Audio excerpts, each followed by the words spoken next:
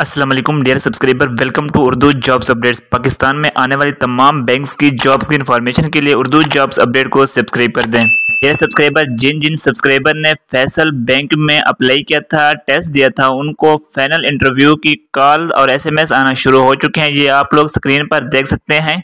Trainee relationship associate की असामियों पर जिन कैंडिडेट्स ने अप्लाई किया था, उनके फाइनल इंटरव्यू 29 मई 2024 को होंगे।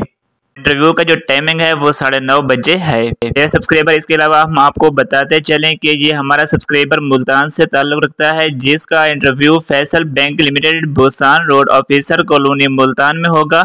और इंटरव्यू की जो डेट है वो 29 मई 2024 बुध वाले दिन इंटरव्यू इनका होगा। मज़ीद किसी भी हवाले से कोई भी बात पूछनी है, आप लोग कमेंट कर दें। उर्दू जॉब्स अपडेट को सब्सक्राइब कर दें ताकि मज़ीद आने वाली नई जॉब्स की अपडेट आपको मिलती रहे। मिलते हैं एक नई वीडियो के साथ, तब तक के लिए अल्लाह हाफिज़।